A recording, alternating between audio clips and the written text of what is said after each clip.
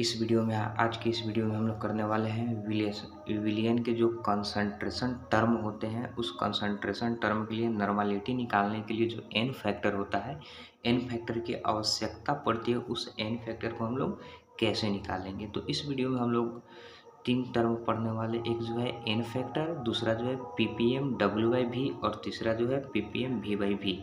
तो इस वीडियो में हम लोग तीन टॉपिक को कंप्लीट करेंगे। एक एन फैक्टर को हम लोग कैसे कैलकुलेशन करेंगे अलग अलग विलियन के लिए।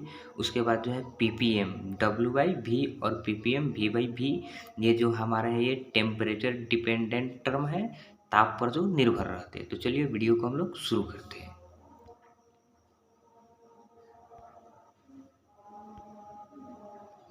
इससे पहले कि आप हमारे चैनल को अभी तक सब्सक्राइब नहीं किए तो सब्सक्राइब कर लीजिए अगर आप हमारे चैनल पे नए हैं तो चलिए वीडियो को शुरू करते हैं।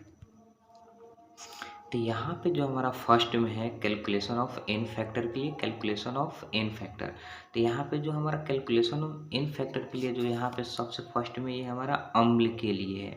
अम्ल के लिए एन फैक्टर कैसे निकालेंगे, तो अम्ल के लिए एन फैक्टर निकालने के लिए है जलीय विलयन में दिए गए हाइड्रोजन आयन की संख्या, अर्थात जलीय विलयन में जितना हाइड्रोजन आयन ये अम्ल प्रदान करते हैं वही क्या कहलाता है, एन फैक्टर कहलाता है। यानी जलीय विलयन में जितना हाइड्रोजन आयन प्रदान करेगा कोई अम्ल कोई एसिड, वही हमारा क्या कहलाएगा, एन फैक्टर कहलाएगा। जैसे यहाँ पे HCl है, जैसे HCl है तो HCl को जब हम लोग जल में H2O में घोलते हैं तो ये H प्लस और Cl माइनस आयन में टूटता है। तो यहाँ पे हाइड्रोजन H प्लस आयन की संख्या कितना है, H प्लस आयन की संख्या है 1, तो इसलिए इसका एन फैक्टर हो जाएगा 1। इसलिए इसका जो एन फैक्टर हमारा हो जाएगा 1 हो जाएगा। फिर जैसे यहाँ पे जो है H2SO4 है, तो H2SO4 को जब हम लोग जल में घोलते हैं तो यहाँ पे ये 2H प्लस और SO4 2 माइनस आयन में निकलता है। तो यहाँ पे जो हाइड्रोजन आयन की जो संख्या है, यहाँ पे जो हाइड्रोजन आयन की संख्या है, तो हाइड्रोजन आयन की संख्या कितनी है इसमें, हाइड्रोजन आयन की जो संख्या है इसमें हाइड्रोजन आयन की संख्या 2 है। हाइड्रोजन आयन की संख्या 2 है तो इसका जो एन फैक्टर है हमारा, एन फैक्टर हो जाएगा 2। तो एन फैक्टर हमारा हो गया 2, क्योंकि इसमें हाइड्रोजन आयन जितना प्रदान करेगा एसिड जलीय विलयन में वही उसका एन फैक्टर कहलाएगा। तो ये अम्ल के लिए अगर H2SO4 है, यहाँ पे जो H2SO4 है, अगर ये H2SO4 ये ऐसे भी टूट सकता है H प्लस और HSO4 माइनस, इस तरीके से भी ये H2SO4 टूट सकता है।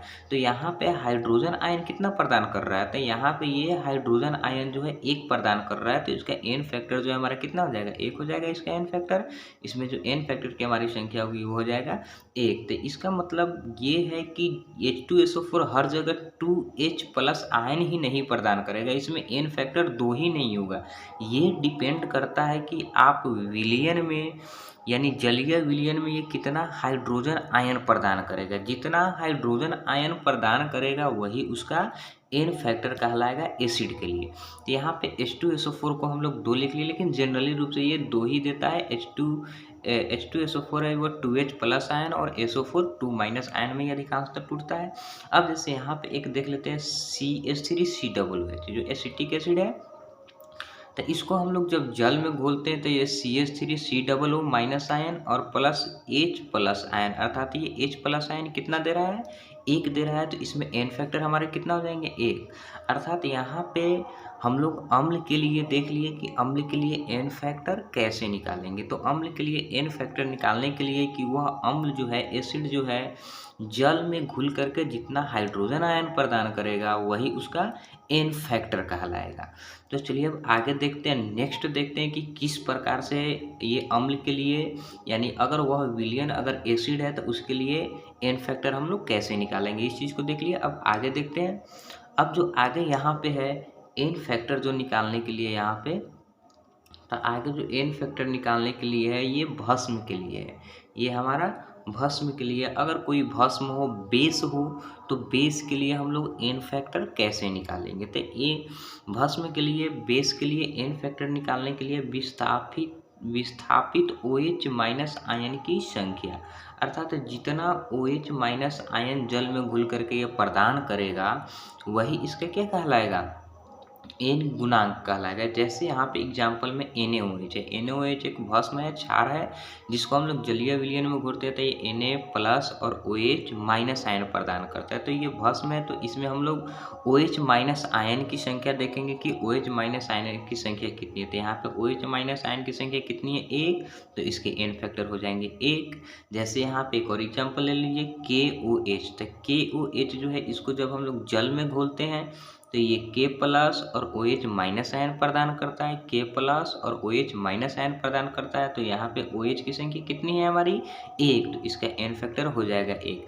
अर्थात अगर कोई विलयन भस्म है, बेस है, तो उसमें OH माइनस आयन जितना वह जलीय विलयन में घुल करके प्रदान करेगा, वही उसका n फैक्टर कहलाएगा।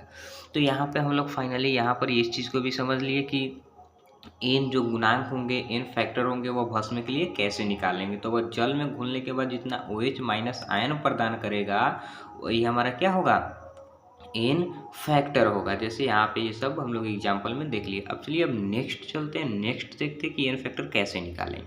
तो यहाँ पर जो हमारा नेक्स्ट है, ये है लवण के लिए।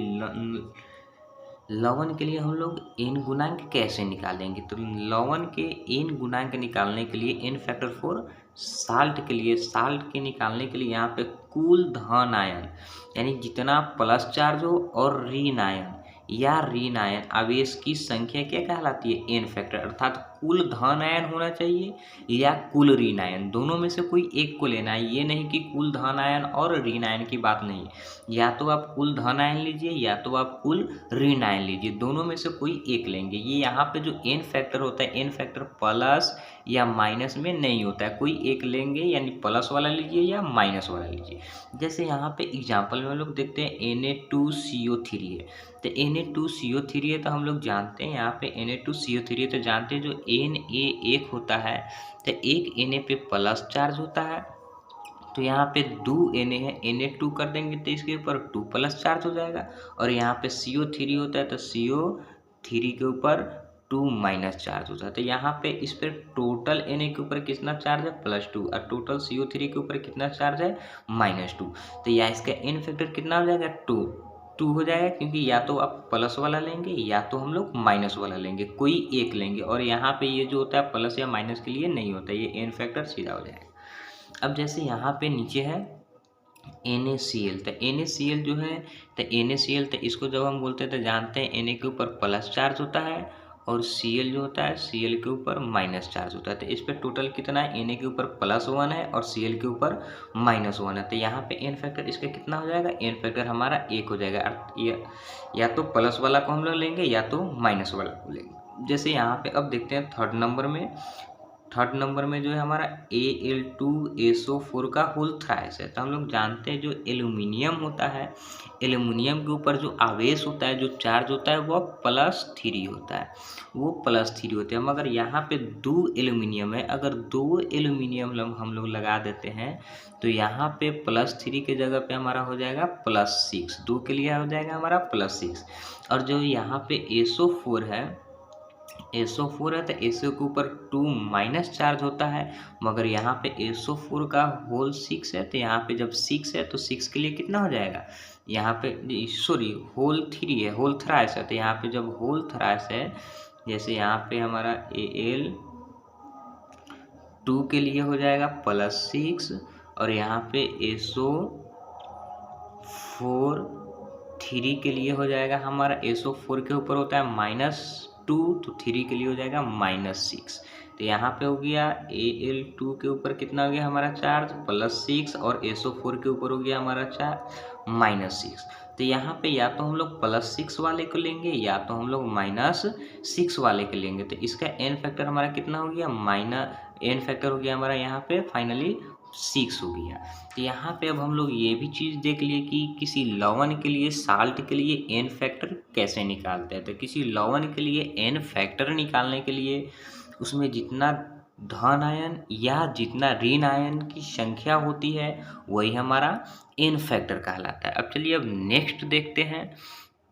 अब यहाँ पे हमारा जो n फैक्टर है, यहाँ पे एक और के लिए होता है, जैसे ऑक्सीडाइजिंग या रिड्यूसिंग एजेंट है। अगर कोई ऑक्सीडाइजिंग या रिड्यूसिंग एजेंट है तो उसके लिए हम लोग n फैक्टर कैसे निकालेंगे। तो उसके लिए एन फैक्टर निकालने के लिए यहाँ पे कोई ऑक्सीडाइजिंग या रिड्यूसिंग एजेंट है तो उसके लिए एन फैक्टर कैसे निकालेंगे। ऑक्सीकरण और अवकरण है, तो यहाँ पे ऑक्सीडाइजिंग एजेंट के लिए एन फैक्टर निकालने के लिए इलेक्ट्रॉन स्थानांतरण की संख्या अर्थात इलेक्ट्रॉन का कितना स्थानांतरण हो रहा है, ट्रांसफर हो रहा है, अर्थात एक जगह से दूसरे में जब चेंज हो रहा है तो वहाँ पे कितना इलेक्ट्रॉन का ट्रांसफर हो रहा है। जैसे एग्जांपल में हम लोग यहाँ पे लेते हैं KMnO4। KMnO4 को अगर एसिडिक में अगर इसको हम लोग परिवर्तित करते हैं तो यहाँ पे ये Mn2 प्लस में कन्वर्ट होता है। तो Mn2 प्लस में कन्वर्ट होता है तो यहाँ पे KMnO4 है तो KMnO4 में यहाँ पे Mn का जो ऑक्सीडेशन नंबर है वो +7 है। यहाँ पे Mn का जो ऑक्सीडेशन नंबर है वो +7 है। जैसे यहाँ पर देख लीजिए K जो होता है, जैसे यहाँ पे Mn का ऑक्सीडेशन नंबर है निकालना है तो देख लीजिए K जो होता है K के ऊपर कितना होता है प्लस चार्ज होता है और O के ऊपर कितना होता है 2 माइनस चार्ज होता है। मगर यहाँ पे O कितना है, O जो हमारा है 4 है तो यहाँ पे कितना हो जाएगा O के लिए -8 हो जाएगा, -8 हो जाएगा और यहाँ पे +1 तो +1 जोड़ देंगे तो हमारा कितना हो जाएगा -7 जो बराबर के उधर जाके हमारा निकल जाएगा +7।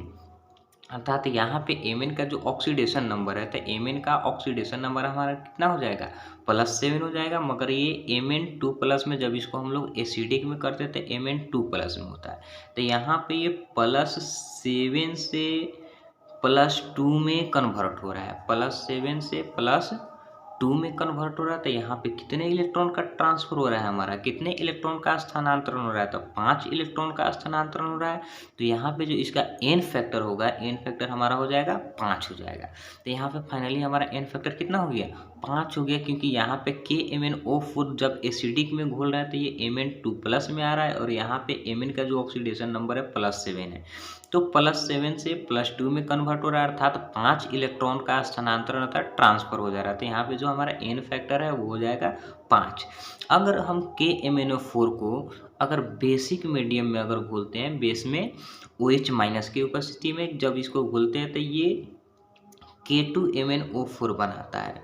तो यहाँ पर ये बनाता है K2MnO4, जहाँ पे K2MnO4 है तो यहाँ पे Mn का ऑक्सीडेशन नंबर कितना है +6 है, क्योंकि K के ऊपर +1 होता है मगर 2 है तो यहाँ पे हो जाएगा इसका +2 हो जाएगा और O के ऊपर कितना होता है -2 होता है तो यहाँ पे ऑक्सीजन 4 है तो O के ऊपर हमारा कितना हो जाएगा -8 हो जाएगा। तो -8 और +2 करेंगे तो -6 हो जाएगा, जिसको निकालेंगे तो ये +6 आ जाएगा। तो ये +6 आ जाएगा। तो यहाँ पे K2MnO4 में जो Mn का ऑक्सीडेशन नंबर होता है वो +6 होता है और KMnO4 में जो इसका ऑक्सीडेशन नंबर होता है +7 होता है। तो ये +7 से +6 में कन्वर्ट हो रहा है, अर्थात इसके बीच जो इलेक्ट्रॉन का ट्रांसफर हो रहा है वह 1 इलेक्ट्रॉन का ट्रांसफर हो रहा है। यहाँ पे 1 इलेक्ट्रॉन का ट्रांसफर हो रहा है तो इसका जो फाइनली एन फैक्टर जो निकलेगा, यहाँ पे एन फैक्टर हमारा 1 हो जाएगा, क्योंकि यहाँ पे KMnO4 को जब बेसिक मीडियम में घोल रहे हैं तो ये K2MnO4 आ रहा है, जहाँ पे Mn का ऑक्सीडेशन नंबर +6 है, अर्थात ये +7 से +6 में कन्वर्ट हो जा रहा है। तो इसका फाइनली जो एन फैक्टर होगा हमारा वह 1 होगा। अब चलिए अब यहाँ पे एक और इसको देख लेते हैं। जैसे KMnO4 है, जब इसको न्यूट्रल में जब हम लोग करते हैं, जैसे साल्ट में करते हैं, साल्ट में कन्वर्ट करते हैं तो यहाँ पे ये Mn4O2 देता है, Mn+4O2 देता है, अर्थात ये यहाँ पे जो Mn है यहाँ पे +7 है और यहाँ पर जो Mn है यहाँ पे इसका +4 है। तो +4 है, जब इसको साल्ट में करते तो ये MnO2 देता है। जैसे O2 है तो O2 के लिए एक ऊपर 2 माइनस होता है तो 2 ऊपर कितना हो जाएगा -4, जो इसको निकालेंगे तो ये हो जाएगा +4 हो जाएगा इसका ऑक्सीडेशन नंबर। तो Mn का कितना आ जाएगा +4 हो जाएगा और ये कितना था पहले था +7 और ये +7 से +4 में कन्वर्ट हो रहा है। तो +7 से +4 में जब कन्वर्ट हो रहा है, +7 से +4 की ओर, तो इसमें इलेक्ट्रॉन का ट्रांसफ़र कितना हो रहा है 3 इलेक्ट्रॉन का ट्रांसफ़र हो रहा है। यहाँ पे हमारा 3 इलेक्ट्रॉन का ट्रांसफ़र हो रहा है, यहाँ पे 3 इलेक्ट्रॉन का ट्रांसफ़र हो रहा है। तो इसमें इलेक्ट्रॉन का कितना ट्रांसफ़र हुआ 3, तो इसका एन फैक्टर फाइनली हमारा कितना निकल जाएगा 3 निकल जाएगा एन फैक्टर। तो यहाँ पे हम लोग ये चीज़ देख लिए कि एन फैक्टर हम लोग कैसे निकालेंगे। तो एन फैक्टर निकालने के लिए जो था हमारा सबसे पहले था अम्ल में। तो अम्ल में हम लोग एन फैक्टर कैसे निकाल रहे थे, जितना हाइड्रोजन आयन विलयन में जितना जितना जो था हाइड्रोजन आयन जितना विलयन में प्रदान करता है एसिडिक में, वही उसका एन फैक्टर हो जाता है। अगर कोई बेस हो, क्षार हो, भस्म हो, तो उसके लिए था कि OH माइनस आयन कितना प्रदान कर रहा है, OH माइनस आयन कितना प्रदान कर रहा है। उसके बाद अगर कोई साल्ट है तो साल्ट के लिए था कि प्लस जितना इलेक्ट्रॉन प्लस चार्ज का है या माइनस चार्ज का इलेक्ट्रॉन होना चाहिए। प्लस चार्ज का कुल या माइनस चार्ज का कुल इलेक्ट्रॉन जो होता है वही उसका एन फैक्टर कहलाता है। अर्थात प्लस चार्ज वाला या माइनस चार्ज वाला की बात है, या तो आप प्लस लीजिए नहीं तो माइनस लीजिए। और यहाँ पे ऑक्सीडेसिंग एजेंट के लिए हो गया, ऑक्सीडेसिंग या रिडक्सिंग एजेंट के लिए हो गया कि जितना उसमें इलेक्ट्रॉन स्थानांतरण होता है, ट्रांसफर होता है, उसी की संख्या को हम लोग एन फैक्टर कहते हैं। तो फाइनली यहाँ पे हम लोग एन फैक्टर को ख़त्म कर लिए कि एन फैक्टर हम लोग कैसे निकालेंगे।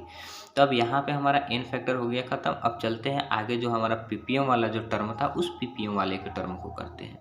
तो यहाँ पे हमारा सबसे फर्स्ट जो टर्म है वो है हमारा ppm W/V।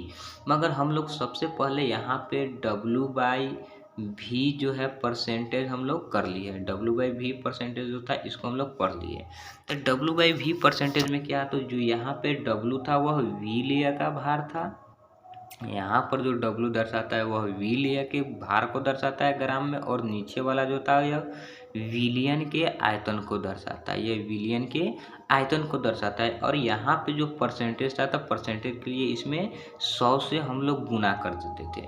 मगर यहाँ पे एक नया टर्म लग गया है ppm।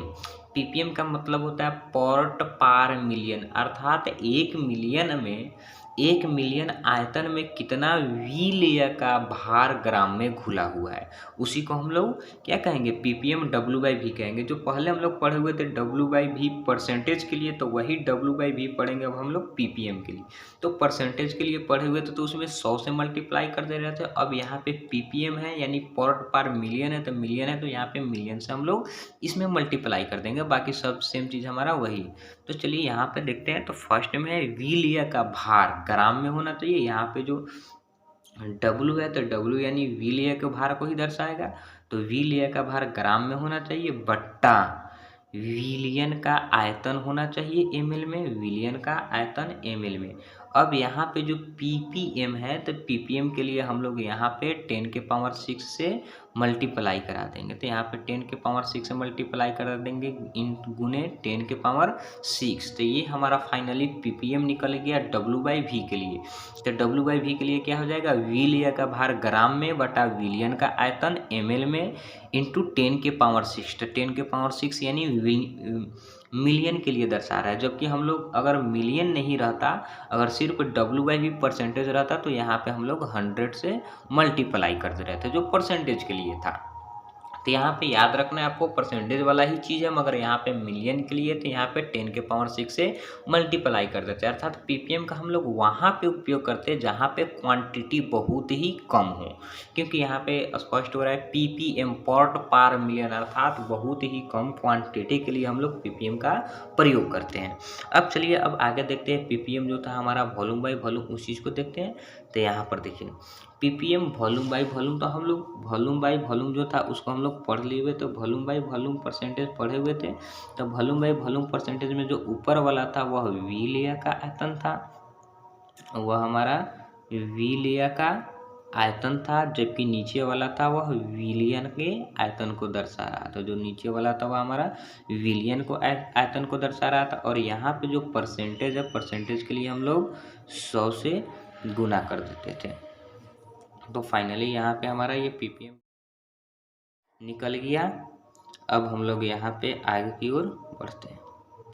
तो आगे जो है, जैसे विलियन का आयतन हो गया ml में, विलियन निकल गया ml में, विलियन का आयतन निकल गया ml में, बट्टा जो होगा यहाँ पे वी लेयर का आयतन ml में बट्टा हो जाएगा विलियन का आयतन ml में। और यहाँ पे जो हमारा ppm है, यहाँ पे ppm है, ppm के लिए हम लोग 10 के पावर 6 से मल्टीप्लाई करा देंगे इंटू 10 के पावर यहाँ पे 6 हो गया। तो फाइनली यहाँ पे जो हमारा जो टेम्परेचर डिपेंडेंट टर्म थे, वह पूरा टेम्परेचर डिपेंडेंट टर्म अब हमारा खत्म हो गया। अब हम लोग का जो कंसंट्रेशन टर्म है, तो कंसंट्रेशन टर्म में अब टेम्परेचर इंडिपेंडेंट टर्म बच गया है। तो अगले वीडियो में हम लोग टेम्परेचर इंडिपेंडेंट टर्म को करेंगे। तब तक के लिए आप हमारे चैनल को अभी तक सब्सक्राइब नहीं किए हैं तो सब्सक्राइब कर लीजिए। मिलते हैं अगले वीडियो में टेम्परेचर इंडिपेंडेंट टर्म के साथ।